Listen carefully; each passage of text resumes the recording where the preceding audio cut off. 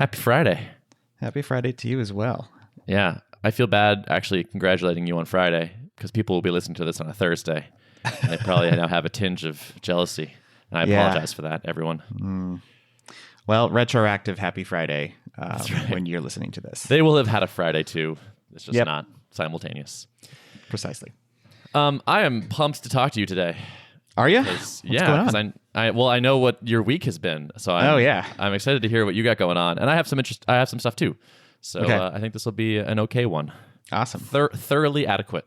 Good podcast episode. That's what we go for. At the minimum. Yeah. So, can you go first? I want to hear about your things. You got some cool stuff going on. Yeah. So, okay, let's just quickly remind the folks where we left off last time. I think I had talked about promoting the manifesto, and then I had set a goal for myself to basically have 5 to 10 validation calls with potential customers to hear people's stories and suss out whether I'm on the right track. And so I decided to put out basically a call for people to book time on my calendar.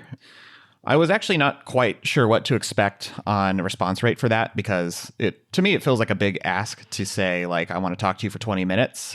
And so I just decided to email the whole list of approximately 500 subscribers who had signed up from the manifesto. And pleasantly surprised that I got about 40 people signing up for a spot. So yeah, that's awesome. People are feeling the pain, I think. It's very encouraging.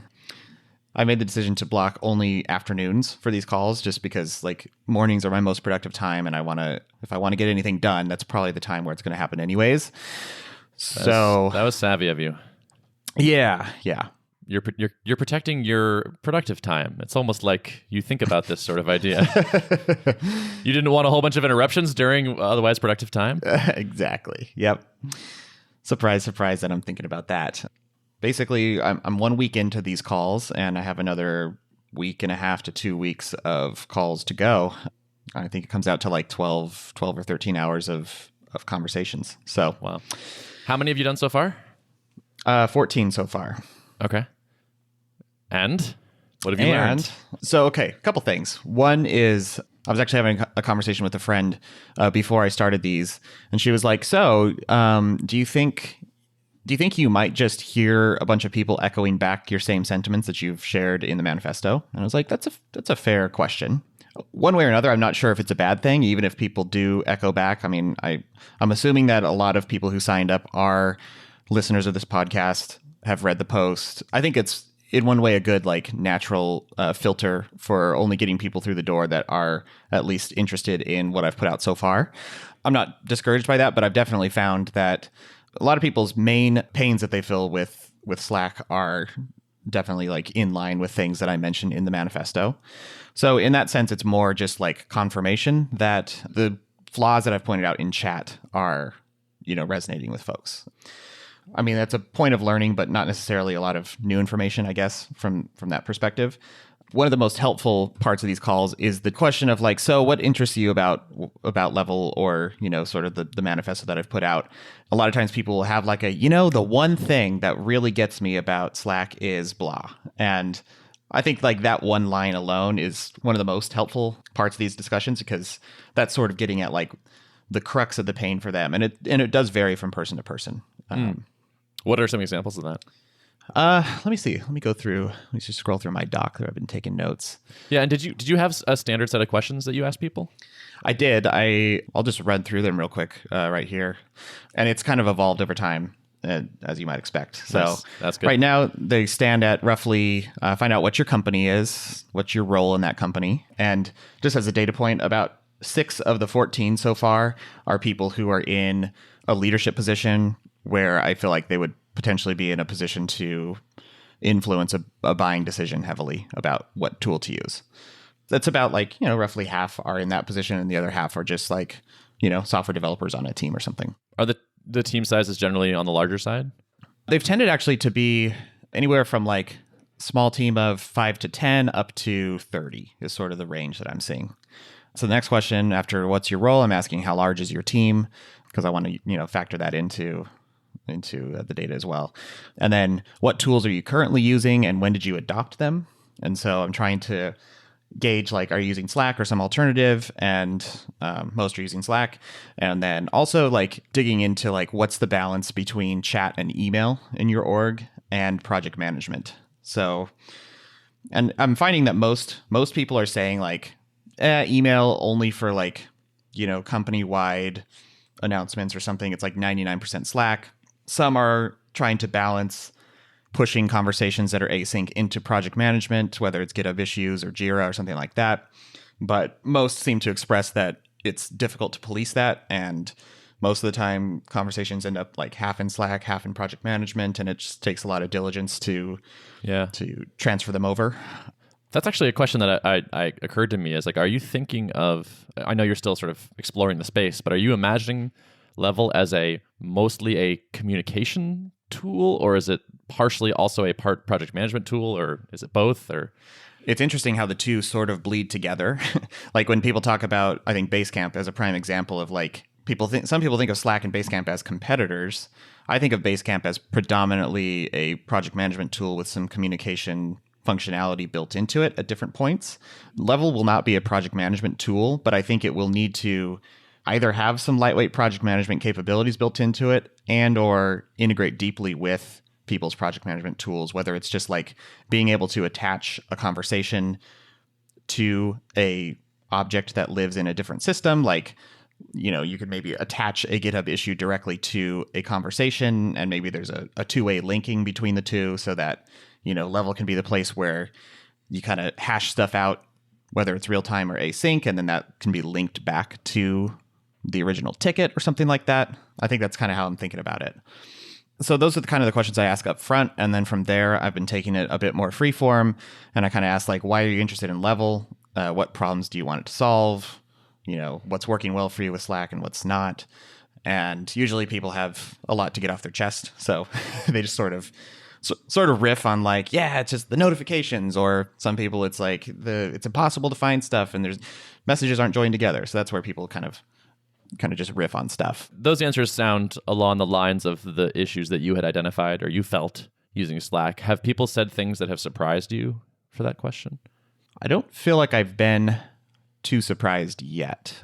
I've gotten some interesting ideas from like some folks who have sort of thought about like if there's one thing I could solve about Slack or one way I could change it.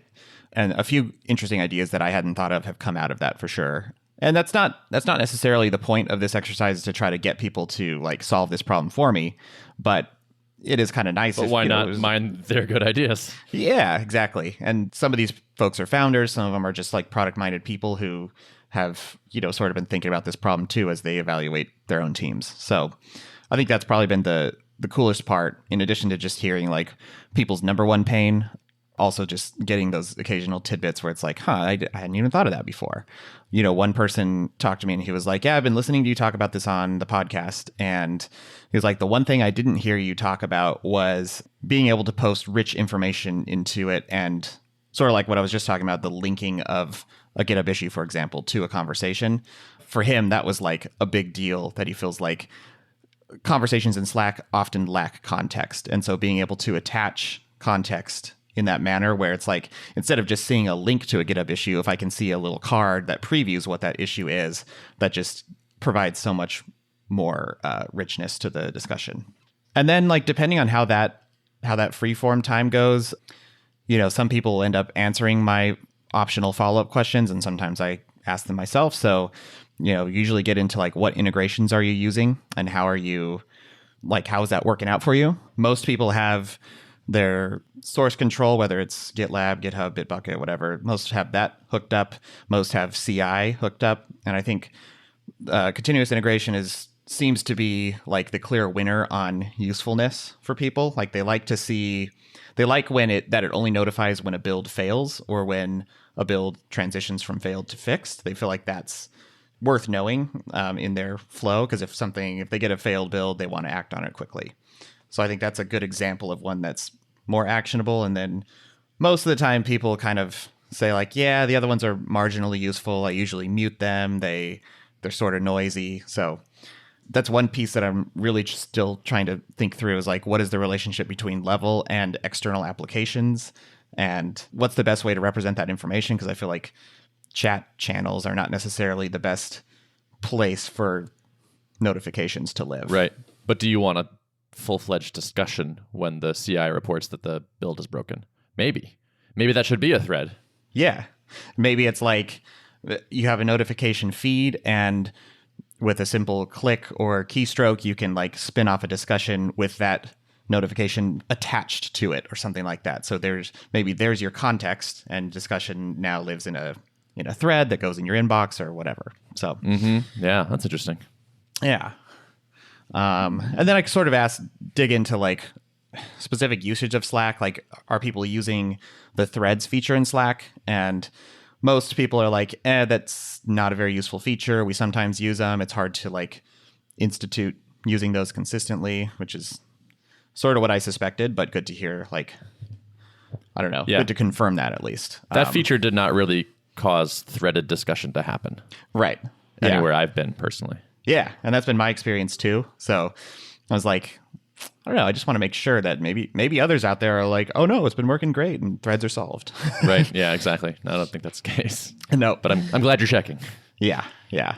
And also asking about search, the pretty broad consensus is that search just is pretty broken in Slack. Like, partially it sounds like just an issue with the way they index things. And the other part is just like messages are not linked together. So it's inherently difficult to tease out conversations because you're just trying to word match, and it's pointing you to a cursor at a point in the infinite timeline, but the conversation still could be dispersed in that timeline. So it's difficult to find stuff. So totally right. Yeah, that makes sense. Yep. And then from there, depending on if the person is a decision maker or not, I sort of customize this question to the audience. So if they're a decision maker, I kind of ask, like, how would you gauge your willingness to switch to a separate tool? Do you feel like your organization is heavily entrenched and it would be the barrier would be high to actually trying something out new? Or do you feel like you're pretty open to trying something? Seems like the biggest issue is, not surprisingly, is going to be the companies that tend to keep a lot of knowledge stored in their Slack workspace and search it often are going to feel the pain of not having that archive if they were to switch to a different tool. So I think it's going to be a much harder sell to switch those types of folks. Others have said, we don't really trust Slack to be the store of like valuable information for the long term anyways. So, losing that history wouldn't be that big of a deal, and we'd be open to trying something new. I wonder if you would see people who would use both for a little while. I sort of started asking along those lines, like how would you see the trajectory go for your organization? And several folks have said, like, well, I could see trying it just on the engineering team. And, if we're kicking off a new project, maybe we just try it for that project, where any discussions around this specific thing we're undertaking we'll do in this tool. And then basically run a pilot program with it. And they're like, to be honest, several people noted that that's exactly how their Slack adoption happened. Like, the engineers started out using it, and then gradually, usually the last ones to adopt it in the org are like the upper management and the CEO and stuff like that. So, because I'm imagining Mackie adopting this, and we use Slack right now. We don't really have a great place to post asynchronous long form discussion type things. And I'm like feeling that pain, actually. Like, I wanted to write up a thing the other day, and I was like, where do I even put this? I guess I'd make an issue for it, but it's not really an issue. And so I could imagine being like, all right, long form async stuff happens over in Level for a while. And if you need rapid response, use Slack for a bit, because we know that works as of today. But then if you are presenting a much more compelling experience, it's like, all right, well, let's just use Slack less and less. Yeah. And that's kind of the hope. Like, I think it's going to be on me to sort of sell it in that way and say, like, I think I can do a lot with messaging on that, where it's like, just, try this out for...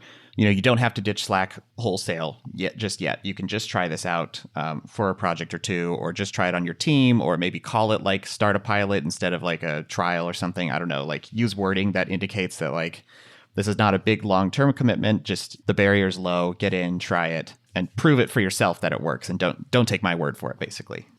And then near the end, I ask basically, are they currently paying for their tool, Slack, most of the time?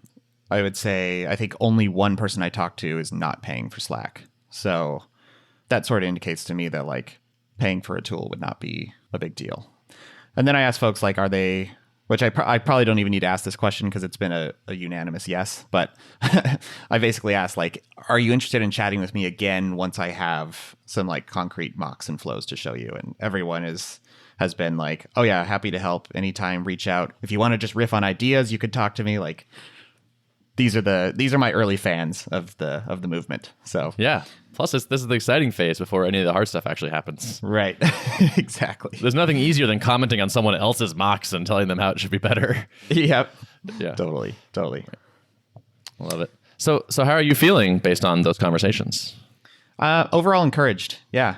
Again, the purpose of these is to just hear people out, hear their stories, and either gain confidence that I'm on the right track or call into question whether this is actually going to be adopted. And I think at this point, I have no reason to believe that I'm not well positioned to solve real pain points in the market.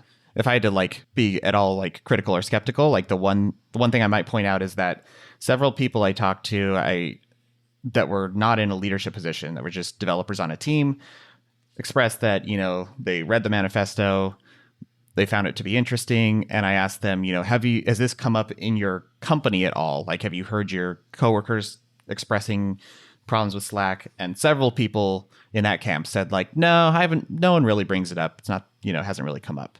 And I think these people tended to be on smaller teams. So I'm not super surprised by that, but it's still like, it would be nice if I heard that like, yeah, we talk about this all the time, how Slack is just really distracting all of us. Yeah. I had that thought as you were talking about the problems people see with Slack. I was like, yeah, it's like every tool has certain problems. That's sort of one question mark is like, are you sure that the problems that Slack presents out are compellingly bad enough? People get chat. It's kind of straightforward. It's easy. It appeals in a certain immediacy way, and like you get answers fast. And like the problems are slightly more subtle, I think, than in your face. And so it's like, oh yeah, we used to send a lot of email and that was annoying, and now we just chat and it's great because things happen faster and I can just read all these channels. And it's like, well, yeah, kinda. I think it holds true that at small scale, Slack is pretty like manageable. Like when you're just a small team, even if you're using, quote unquote bad Slack etiquette, like it's still maybe not super painful. But I talked to like a few of the like CTOs or co-founders of smaller teams that I talked to seem to recognize that like we're not feeling a lot of pain right now, but I can see where this is headed. And it's not looking good. And, one of them was in a venture-backed company, and he's like, we're about to really start aggressively scaling the team, and we've just raised another round, and I'm concerned. Like, the number one thing we're trying to combat is friction in our communication processes. And so far, we've kept the team relatively small, and we've used Slack quite a bit, but I can see where this is not going to scale. And so some folks are like, we're small, we're not feeling a lot of pain, but we want to get out ahead of the problem. I think it's convincing. It's like part of the messaging is like, not to use scare tactics or anything, but it's like convincing the smaller teams that like, you may not be feeling the pain now, but this is, if your company is in a position to grow at all, like you may want to get out ahead of this problem. Yeah, it's going to be an interesting sales process, it sounds like, because if you're small, you probably don't feel enough pain to take on the pain of switching. And if you're big, you have more inertia and more people to switch, and maybe a slightly higher tolerance for annoying solutions to things. It seems like, based on my experience, larger organizations just end up using crappier tools, it feels like. I guess that's one concern maybe, is like you end up in this kind of like stranded middle where it's like the pains happen later, but they happen once it's hard to switch. Yeah. Yeah. And I think it's definitely something for me to be like thinking about in this whole process is how can I make my messaging speak to that and hopefully overcome that? And how can I make the onboarding speak to that? And the language I use around pilot program versus trial versus whatever's going to resonate. And yeah, that's where the hard part is. Yeah, sure. These conversations you're having will help you with that positioning so much. Like you're going to get a sense of where this thing is clicking and for who. Next up is more of these. More of these. So 2.5 weeks more of of calls. Also, like in parallel with this, I am zeroing in on some branding stuff. I've been working with Steve and feeling pretty good about that. So I've thought about either doing like a sitting in front of a camera and just talking this stuff out or composing a blog post. But I basically want to kick off my building level series. And I talked about this last time where I've been like journaling big milestones that have happened. And I think I just want to dump all that into a post, at least to start, and share numbers like I've been doing on here. You know, how many signups did I gather? How many calls? How have they been going? Share my whole thought process as part of that and keep the list warm. So far, like the 2 emails I've sent have had like an 80% open rate. So people are still hyper engaged, and I'd like to keep that. Have you done any mocking stuff, sketching stuff, any of that?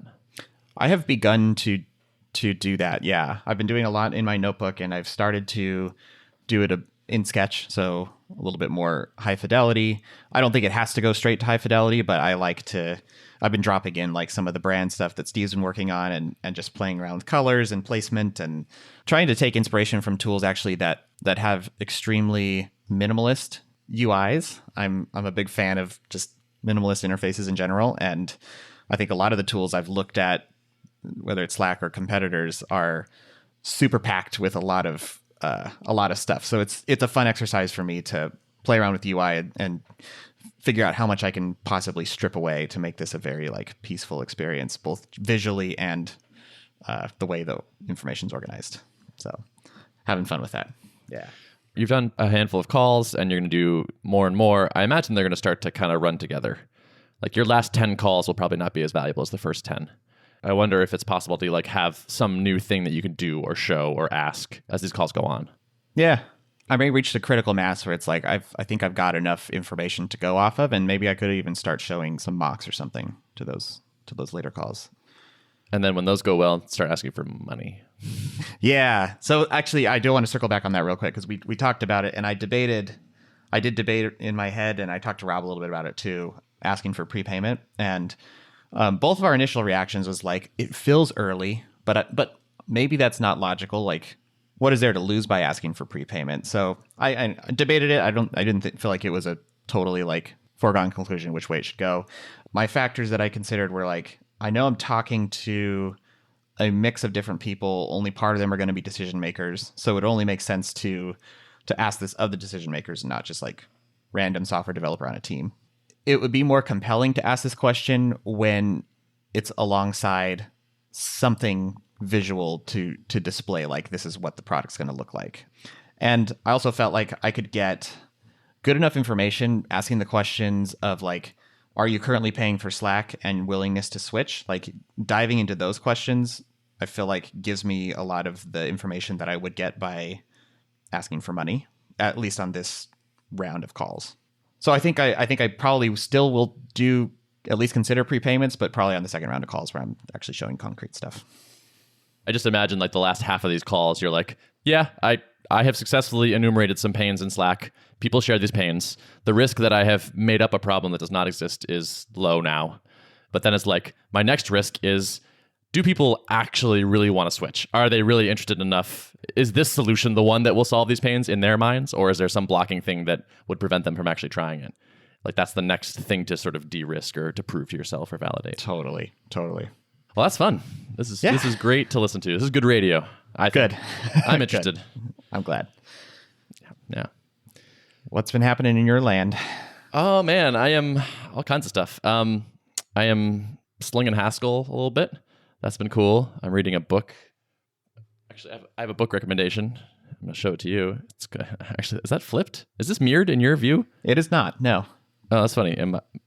Okay. Anyway, this book is called Programming in Haskell by Graham Hutton, and I really am digging it. It's like the best Haskell book I've read yet. It's kind of like K&R for C. Mm-hmm. Do you know the K&R book? Yeah, that's like the Bible of C, right? Like yeah, and it's sort of famously terse. Yeah, it's like it's a small, approachable guide to C, and this feels like the same thing, where it's like it's not crazy, super in depth, but it is like it's terse and to the point, but explained quite well. Lots of examples, lots of exercises. So I'm enjoying that. I just had my first bit of Haskell go into production, which is pretty cool. It's still like way too early to really form opinions. There's just I still feel like a total amateur. I am a total amateur. I won't comment on Haskell quite yet. It's cool being a beginner again. Like, it's fun to just be like, I don't know anything. I'm just full of questions. I have way more questions than thoughts. So it's interesting to be in that mindset. After working in Ruby for so long and having so much experience there, I'm enjoying it. In a sense, we both have gotten back into a phase where we're learning a lot every day, and there's something really fulfilling about that. I've found. Yeah, totally. Yeah, it's exciting. It's also nice to just be like, learning this is part of my job right now. And so if I spend time working on a Haskell exercise to improve my understanding of monads, then like that's work. I can get paid for that. That's okay. Yeah. And that's always fun. Yeah, that's cool. What does the deployment process look like for your Haskell code? We are using Ansible to deploy stuff. There's a cookbook or something. I'm not very familiar with this part of the world, and I hope to never be. It's just not my cup of tea. But as far as I understand, there's some Ansible cookbook thing that has a series of tasks that get run on deployment, and one of the things it does is compile the Haskell code that outputs binaries that get linked in a specific place, and then they get called later. Got it. Cool. Yeah, we used Ansible at Drip, but I was like, similarly, like I only made very low risk contributions to that repository and let the ops people really tend to that. Yeah, it seems I should double check this before I say it. I'm gonna say it anyway, and we'll see. I believe we are hiring a DevOps person. I think that is going to be our next hire. I'm actually starting to work on a job description, and I will be talking about that more here because I would love to find someone great. Our DevOps situation is not awesome and could be better, and we're looking to find someone good who has strong opinions and will come in and be like, this is terrible, I will fix it, kind of thing. So I'm glad that we're going to be able to spend that money and get that improved. But more on that soon. I think that is the plan, but I will double check and confirm. And then if so, then I would love to hear from our listeners. So if you know people that are awesome. Very cool. Yeah. I have a question for you. Yeah, shoot. Are we in a SaaS renaissance? Elaborate. I feel like I see more and more people and developers starting SaaS companies. And it feels like the model is no longer in question. In fact, it's been thoroughly proved out. There appears to be very strong demand for buying SaaS companies. I know someone that sold a SaaS company not too long ago. I'm just like kind of wondering, like, is there a broader trend here of people being like, you know what, the cost of getting into SaaS has gone down a lot. There are lots more tools. There's lots more support for it. There's lots of more knowledge being given away around this. And so I feel like more and more developers, even new ones, are taking a shot at it. Like if you think back to early days of SaaS, we're talking like when Basecamp started 2004 and like Salesforce, I'm not sure when they started out, early 2000s. Back then, the model was revolutionary. A lot of companies were like they were still mostly buying on-prem, and this was like a model that took some convincing to get people to buy into. And if you look at those companies that were around back then that have made it to now, they're arguably some of the most valuable SaaS companies in the world, right? Fast forward to now, it's like, you go on Product Hunt or wherever, and you see a handful of new SaaS products launching every week, perhaps every day. Yeah, the model's been proven out. I think companies are definitely more open than ever to adopting SaaS and almost nothing else for all their tooling. But I think that also makes it challenging to launch a SaaS these days because there's so much noise and there's so many people trying to do it. And the opportunities for capturing value, like you think about back in the Basecamp days, almost nothing had been SaaSified. So there was all these different products besides project management that were still like mostly on-prem. You think like accounting software and just other back office stuff. And so there were like opportunities back then for companies to be like the first in the space to offer the SaaS version of this formerly on-prem software. And now it's like most of the low-hanging fruit's been captured. So I think that's the challenge for us in these days, right? I find myself wondering, like, am I noticing a broad trend? And if so, does that mean it's late? Like, yes, you're right. Everyone is rushing into SaaS, like cryptocurrency kind of thing. But that doesn't mean that this is like the future. It means like it's about to be the past. And like the next thing is something else. It's the next version of this. I suspect that there's going to be something new, some new model that is going to provide outsized benefits to the companies that choose to adopt it now before anyone else does. Like, I think there's always room to be early, and definitely like if you're just launching a normal SaaS in 2018, like you're not you're not early. You're maybe like still on the wave of momentum that has been going on for the last 15 years, but no longer early. That's where I feel like there's actually some opportunities for Level to, it's going to be SaaS, but one of the areas where I can be a bit different is possibly developing this platform with an open source core.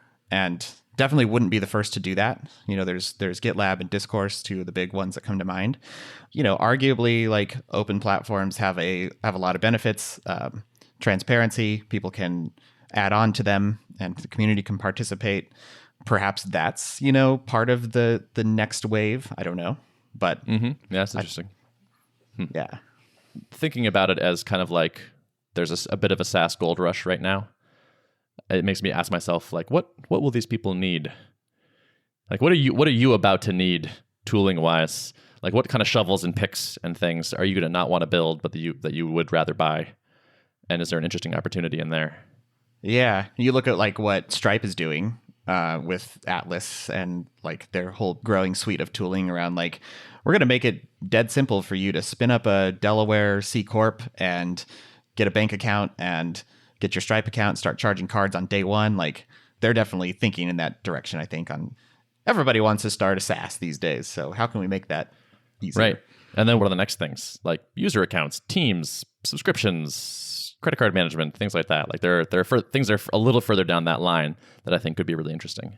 Yeah, if you think about it, like, anyone who's launching SaaS is still like, we're all rebuilding a lot of the same like building blocks over and over again. Totally. Yeah, I was talking to my friend Andrew Culver, and he has started a product called Bullet Train, which is kind of like a SaaS in a box, where it's you clone this thing and you're already on your way with a lot of that stuff pre-built. That's a cool idea. I actually made a thing like that myself in the past. He said that he recently sold one customer on a hosted version of it. So it's like basically there's a authentication token more or less gets created on his side and then transferred over to their real app kind of thing. But the user management and team management and invites and credit card changes and billing and all that stuff happen on his server. And I was like, that is interesting. So I built a thing like this called a Hacker Engine years ago and sold, a handful of copies. But we actually had a bunch of people be like, can you host this for me? And at the time we were like, no, we don't want to get involved in hosting. Like, you crazy? I'm here to sell code. And so we sort of just ignored that. I have been in the position of rebuilding the same SaaS management-y stuff a bunch of times. And I think it's a hard problem to provide that to someone else. Like, you will not be able to compete with quality and polish and just general awesomeness as a bespoke solution. The challenge is, like, how close can you get? And is it good enough? But I think it's a really interesting proposition. Like, if there is a SaaS renaissance and everyone needs the same 20 features, can you build a hosted version of those features that is still really good, that gets them started, and that they can transition off easily later if they want to? I'm intrigued by this. It's a hard sell for probably engineering centric organizations that have a healthy sense of not built here syndrome, where they just want to, I'm thinking about myself. Would I want to outsource a large chunk of the core, I guess, non-essential parts of the product to someone else? I think in theory, yes. But in practice, it's when I imagine what does this look like, I imagine a platform that basically still has a bulk of the, I guess, core logic living inside of the code base, even though if you think about it, there's not much justification for that. We should not be rebuilding the same stuff over and over again. But it would be hard to do it better than someone that's doing it all the time for a business, or at least in terms of certain kinds of quality. But then in terms of integrating it with your app to make it look as good or to feel as natural, or when customizations are required to make those feel good, that's the big question mark to me. Yeah. That's the unknown. That's the risky part. That's where if you nail it right, it could really work. But otherwise it could be a big roadblock, I guess. If I click user settings in Level and it's this beautiful minimalist interface where you've considered every pixel and Steve has done his magic, and then it goes to level.benzapp.com and it's not as good, it's yeah, who likes this? Why is, I don't know. That would be difficult to convince people of, I think.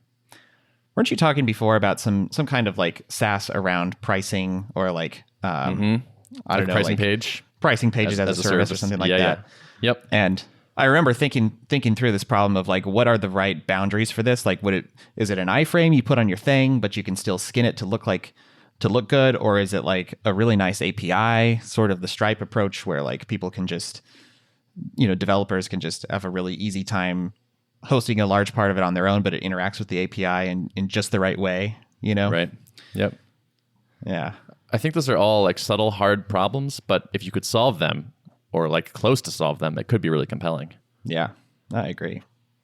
Because that marketing site, pricing page, sign up flow thing, user management thing, invitations, affiliate programs. There's a lot of things that everyone is just going to build over and over, and probably not quite as well as you could if you focused on it. Yeah, if you think about it, like I guess Shopify is one example of a company that has managed to do this well, I feel like, and their checkout page doesn't scream like Shopify necessarily. It just feels very nice and Amazon-like, and every company that I've seen at least manages to like at least get enough of their brand infused in it where it still feels like you're buying from that company and not like, oh, I've just hopped over to the Shopify checkout page. Totally. Yeah.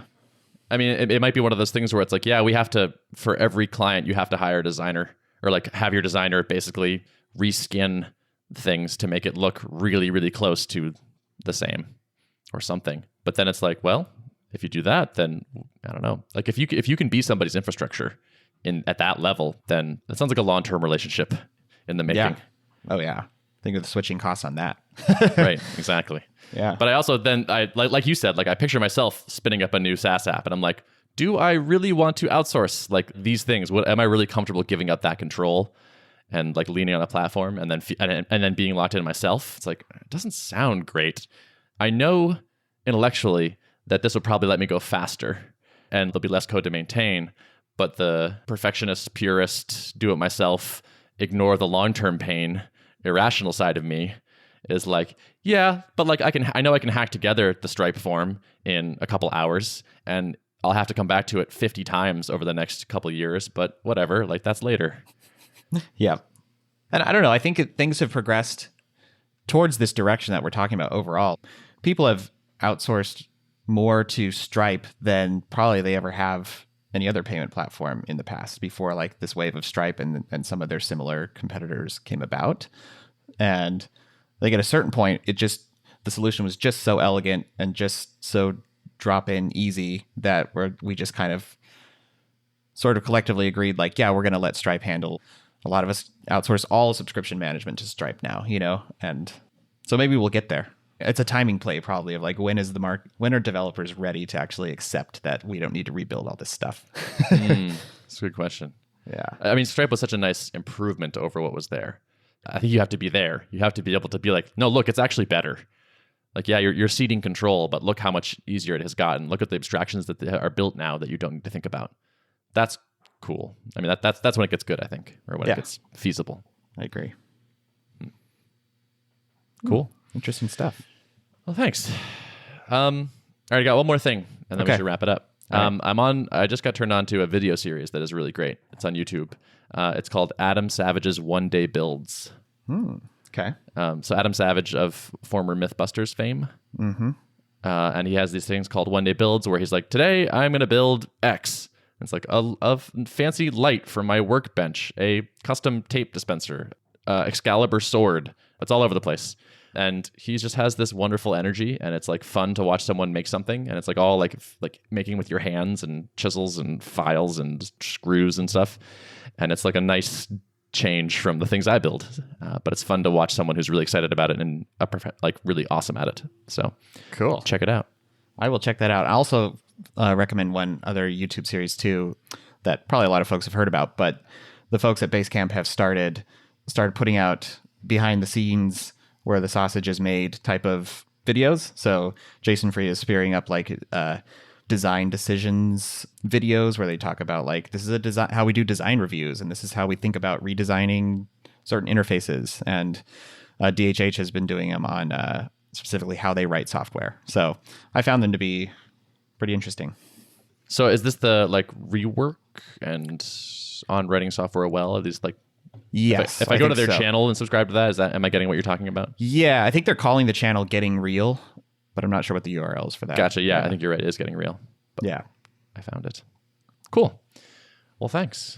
Yeah. For the recommendation. All right, dude. You want to wrap it up? Yep. Let's wrap it. Cool. Artofproductpodcast.com. You got it. Yes. Yeah. I know our URL. Excellent. Have a good week. I'll talk to you next time. All right. Sounds good. See ya. Later. I don't think I have any postlude. I don't think so either. I got, it's funny. I got feedback from one person. Are you still recording? I am. Are you? Okay. I do actually have a postlude. I realized, but go ahead. Oh, okay. Well, just got an email from one listener in response to the manifesto stuff. And he was like, by the way, love the podcast, love the postludes, and I'm glad you guys don't do it every time. He was like, keep doing that. Like, keep people surprised. It makes it funner. So I like that. That's good. Yeah. Let's do that. That sounds good. Like, why make it happen? That's not the point. Right. Yeah, it doesn't have to be our regular segment. So this is I actually meant to do this during the show, but let's do it now because I honestly want your opinion. Okay. I don't. So I had a funny experience where someone tweeted, being like, "Can't wait to go to MicroConf Starter. Look at all these great speakers," and included my name in the list. Mm-hmm. And I was like, I didn't get asked to speak at MicroConf Starter, and so I went to the page, and there was my face, and I was like, that's weird.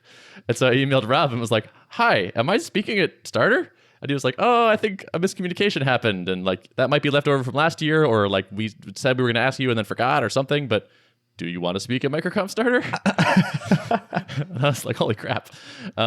So I responded. I actually said, let me think about it for a couple of days because I don't know. Yeah. So like first thing, like I haven't been planning for it.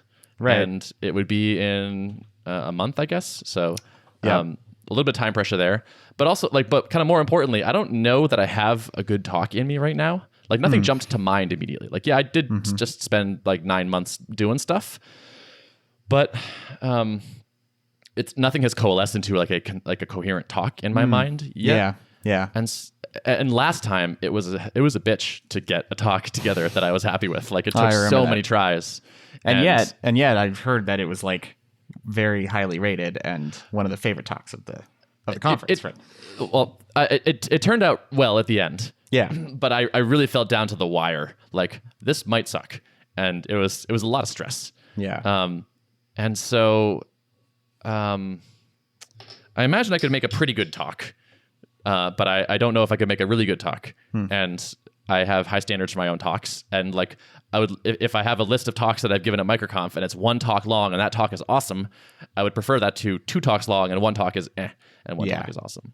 Yeah. So I honestly don't know what to do.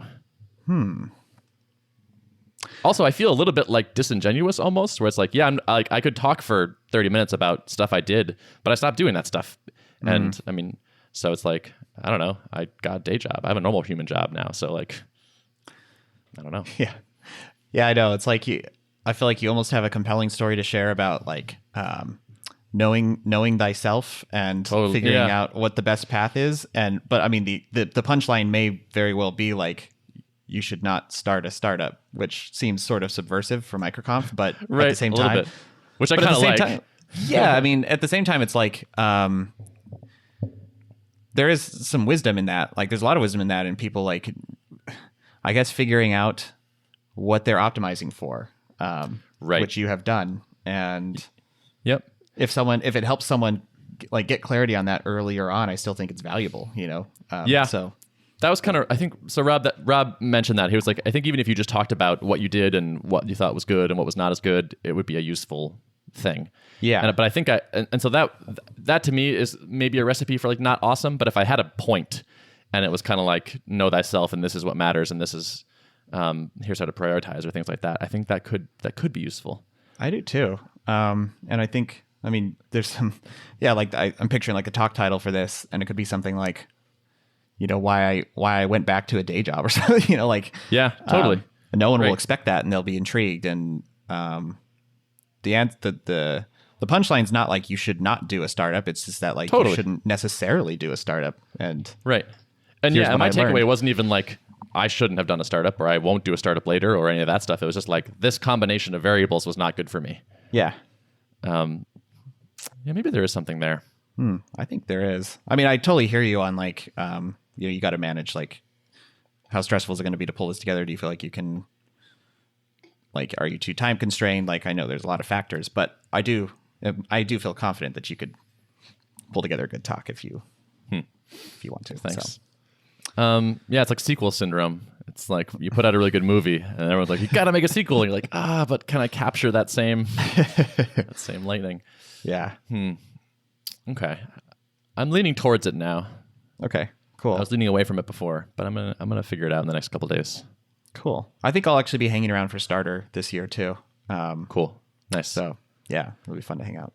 Yeah, I mean, there's got to be a lot of target audience for you there.